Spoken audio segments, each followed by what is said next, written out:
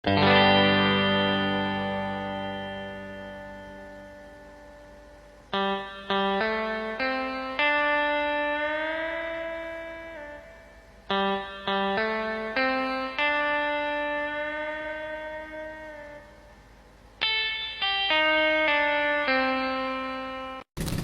semuanya, perkenalkan kami dari kelompok 3. Di sini kami akan mencari narasumber untuk mewawancarai tentang BPJS Kesehatan dan BPJS Ketenagakerjaan. Sebelumnya, perkenalkan nama saya Salsabila. Nama saya Khairani Nasution. Saya Aurel Sihombing. Perkenalkan, nama saya William Pranata Silitonga. Dan saya Repan Aditya Manurung. Mari kita cari narasumbernya. Ayo.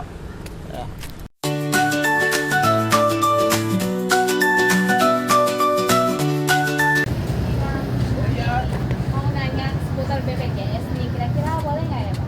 Boleh kali lah. Oke. Kira-kira pertama-tama kami mau nanya tentang BPJS Kesehatan. Kira-kira siapa yang pakai BPJS Kesehatan ya? Mungkin BPJS Kesehatan. Oh, kami boleh nanya nggak? Tanya lah. Kami wawancara abang ya Bang?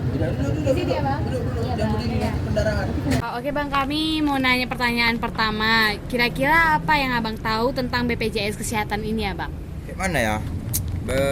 BPJS Kesehatan ini apa dibilang? Jaminan sosial untuk masyarakat ya di pemerintahan Indonesia ini lah pokoknya. Itulah yang saya tahu ya kan dari BPJS Kesehatan. Nah, menurut Abang itu kayak manfaat apa yang Abang dapatkan dari BPJS Kesehatan? Manfaatnya nih ya, manfaatnya itu dari modelnya tuh biayanya terjangkau gitu ya kan. Biaya terjangkau terus layanannya itu ya untuk semua masyarakat, tentunya kayak ibu, bapak, anak-anak, maupun lansia juga gitu. Itu aja sih. Nah, selanjutnya apa fasilitas yang Abang dapat selama menggunakan BPJS Kesehatan ini, Bang? Untuk fasilitas ya seperti ada layanan tingkatnya ada tingkat-tingkat ya gitu. Kayak misalnya rawat inap, gratis obat-obatan, terus apa namanya itu untuk kendaraan dari pihak rumah sakit itu ada yang gratisan gitu. Itu aja sih. Menurut Abang, apa saja program BPJS yang ditawarkan oleh Abang? Untuk program yang ditawarkan BPJS ini, misalnya dia tuh penerimaan bantuan iuran PBI itu ya, PBI. Baru yang kedua itu ada yang namanya JKN. Itu JKN itu Jaminan Kesehatan Nasional. Terus yang ketiga itu ada program rujukan gitu. Misalnya dari rumah sakit ini kekurangan apa alat-alatnya ini, ya kita bisa merujuk ke rumah sakit yang kita tuju yang lain gitu. Udah itu aja. Oh, kalau kayak gitu kira-kira kapan ya? Berapa tahap penyembuhannya kalau pakai BPJS? Kalau untuk tahap BPJS ini penyembuhannya itu dia sekitar ada yang 3 hari, ada yang 4 hari gitu. Lain lagi dengan yang udah ibu-ibu hamil ya. Kalau ibu-ibu hamil itu paling lama itu seminggu, 7 harian gitu. Oke Bang, terima kasih ya. Oke Bang, terima kasih ya atas pertanyaan BPJS Kesehatannya. Kami mau nanya ini tentang BPJS Ketenagakerjaan. Kira-kira Abang mengikuti BPJS Ketenagakerjaan juga nggak? Kalau untuk BPJS Ketenagakerjaan itu ya yang lebih tahunya itu sih ya teman saya ini sebelah saya. Karena dia ada BPJS Ketenagakerjaan gitu. Kami boleh bertanya nggak Bang? Boleh. Oke Bang, izin bertanya ya. Untuk pertanyaan pertama, di sini saya ingin bertanya. Kira-kira apa yang Abang ketahui mengenai BPJS Ketenagakerjaan ini? Yang abang ketahui di BPJS Ketenagakerjaan ini, abang setiap masuk ke perusahaan manapun yang ada memiliki BPJS Ketenagakerjaan, itu dia membiayai, memfasilitasi karyawannya.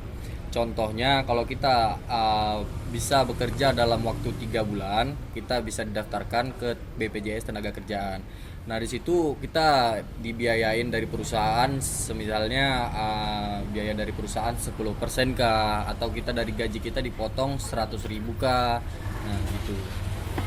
Oke. Nah, selanjutnya tuh kayak apa alasan Abang ikut BPJS Ketenagakerjaan? Alasan abang untuk ikutin BPJS Ketenagakerjaan ini kan salah satu layanan fasilitas untuk masyarakat kan. BPJS Ketenagakerjaan ini ada bedanya sama yang BPJS Kesehatannya juga. BPJS Tenaga Kerja ini abang mengikutin karena bisa dibilang untuk jaminan masa tua. Itu satu. Karena kalau semisalnya kita yang ada kendala di kecelakaan di pekerjaan, contohnya kita tabrakan atau enggak kita kecelakaan megang bahan atau kita kesenggol air panas lah contohnya, nah itu kita dapat biaya dari perusahaan di rumah sakit. Nah, selanjutnya kami mau tanya tentang apa manfaat yang Abang dapat dari BPJS Ketenagakerjaan ini, Bang. Manfaatnya yang abang ketahui di BPJS Ketenagakerjaan ini, yang pertama kita bisa cairkan dana tunjangan itu tadi. Walaupun kita nggak ada sakit, selama kita bekerja itu duit itu kita bisa tarik, tapi kita setelah selesai dari pekerjaan. Nah itu kita didaftarkan dari jam sostek, itu kita nanti bisa kita cairkan, kita ngurus di perusahaan jam sosteknya, kita bisa cairkan lagi ada berapa duit dari situ. Nah kalau misalnya kita nggak kita cairkan, ya itu bertambah terus di saldo kita gitu. Apa saja program yang ditawarkan BPJS Ketenagakerjaan oleh Abang? Yang ditawarkan oleh BPJS Tenaga Kerjaan sama abang, kalau dari perusahaan ditawarkan sekian ratus ribu untuk masukkan ke BPJS Tenaga Kerjaan. Cuma kalau dari BPJS Tenaga Kerjaannya itu setahu abang biasanya ada beberapa persen. Contohnya 3% dari BPJS Tenaga Kerjaan itu untuk biayain fasilitas abang sakit. Nah terus di situ nanti ada program yang namanya JKM, terus ada JKK juga. Itu ada beberapa program yang lainnya juga, karena untuk BPJS Ketenagakerjaan ini memang khusus untuk yang bagi pekerja, bukan untuk masyarakat umum, tapi untuk yang bagi pekerja. Jadi kalau misalnya kita tidak pekerja, kita rumah tangga, kita tidak bisa ngurus itu. Ini memang yang diurus dari melalui perusahaan. Itu aja. Oh begitu ya Bang. Terima kasih ya Bang atas waktunya yang diberikan kepada kami.